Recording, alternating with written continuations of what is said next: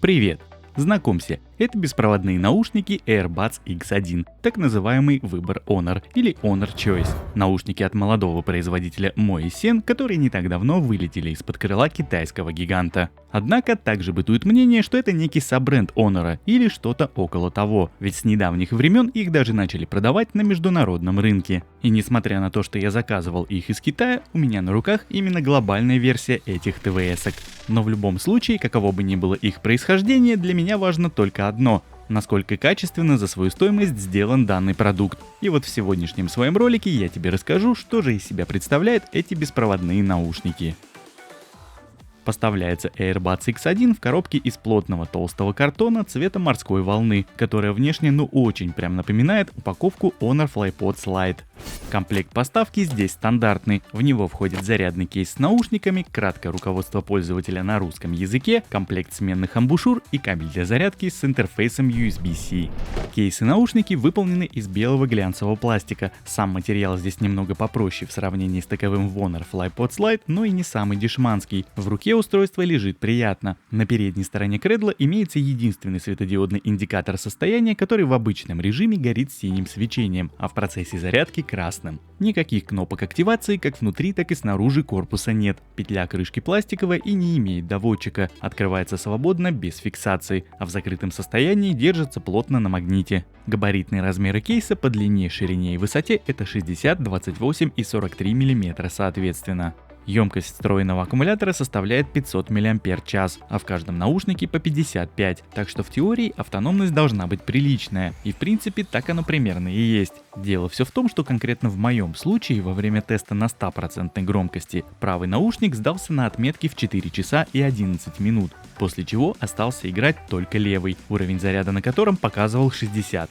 Понятное дело, что это не совсем верный показатель, и тем не менее в гордом одиночестве наш герой оттарабанил еще почти целый час, после чего я остановил таймер на отметке в 5 часов и 3 минуты. Таким образом, даже если взять во внимание результат, полученный только в стереорежиме, время работы в этих наушниках получилось очень даже достойным. Ведь 4 часа, да еще и на такой приличной громкости, вывезет не каждый.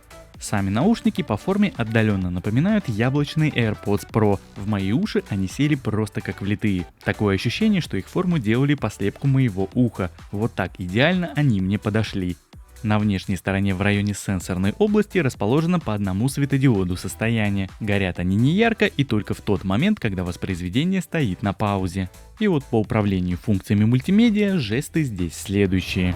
Двойной тап в момент проигрывания музыки отвечает за плей-паузу, а во время звонка по тому же действию можно ответить на вызов или завершить разговор. Отклонить входящий звонок можно по удержанию пальца на сенсорной области в течение 3 секунд. Кстати, по данному действию работает и переключение треков в момент воспроизведения. Правый наушник отвечает за перемотку вперед, левый назад. Позвать ассистента Google или Siri в айфонах можно по тройному касанию сенсорной области. Управление громкостью, а также активация специального игрового или High Performance режима здесь отсутствуют. Но тем не менее, поиграть в PUBG Mobile в этих наушниках мне удалось, причем довольно успешно. Задержка звука может быть и присутствует, но лично я практически ее не слышал. Отыграл несколько партий, полет просто замечательный. Все было слышно вовремя. Что же касается YouTube, то он также прекрасно работает. Звук от видео не отстает. Для современных ТВС наушников это уже становится обычным делом, и данный факт просто не может не радовать.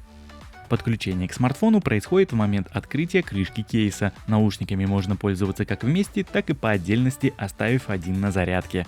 Интерфейс сопряжения наш старый добрый знакомый Bluetooth версии 5.0, а за передачу звука отвечает два аудиокодека, это ASBC и AAC. И вот что касается непосредственно звучания, то здесь оно слегка басовитое, низкие частоты прям отчетливо выделяются, а вот средние утоплены вниз. Оттого появляется некое ощущение сабвуфера в голове. Думаю, любители 808 звучания в этих наушниках точно оценят. Про высокие частоты здесь также не забыли, они добавляют сочности в общую картину, но при всем при этом сильно не выпирают. Каши из частот эти наушники не исполняют даже на максимальном уровне громкости, которого производитель здесь добавил от души. Мне как любителю навалить волюме максимального уровня более чем достаточно. Ну а теперь я предлагаю тебе послушать, как AirBuds X1 работает в качестве гарнитуры для телефонных разговоров. Проверяем работу микрофонов в наушниках Honor Choice AirBuds X1. Вот таким образом они звучат в закрытой машине. Сейчас буду открывать окна. Вот так вот оба окна у меня открыты, задувает ветер, мимо проезжают машины, создается шум. И вот таким образом отрабатывают микрофоны в таком сценарии использования. И вот так у тебя будет слышать собеседник, если ты будешь разговаривать по этим наушникам. Ну а теперь по традиции второй тест с печкой. Я сейчас прибавляю волюме на двоечку, на троечку и на четверочку. Максимум мне сейчас выдувает тепла печка. И, собственно, вот так вот отрабатывать наушники в таком сценарии использования. Так тебя будет слышать собеседник, если ты будешь обогреваться зимой в машине и разговаривать по телефону с помощью этих наушников. Как-то так, как-то так. По стабильности сигнала в этих наушниках полный порядок. Заявленные 10 метров на открытой местности они держат, да и пару стен в доме с легкостью прошибают. Но вот что особенно интересно, в квартире в связке со старым iPhone 5s, у которого на секундочку 4-й Bluetooth, сигнал прошибает 2 стены и балконную дверь. Ну и подводя некий итог, что могу сказать, несмотря на свой уклон в басовую составляющую, в целом звучанием AirBuds X1 я остался доволен, получилось очень хорошо. Достойный предел максимального уровня громкости и при этом прекрасная автономность также меня очень порадовали. Помимо всего прочего, мне очень зашла посадка в ухе, но это уже дело индивидуальное. А впрочем, это, наверное, касается любого критерия отбора, ведь покупать их или нет в конечном итоге решать только тебе. Я лишь сегодня постарался рассказать, что ты сможешь получить, потратив примерно 30 баксов на эти наушники. А на сегодня это все. Спасибо тебе за просмотр, отдельно за лайк и комментарий, и увидимся в следующих видео. Пока-пока.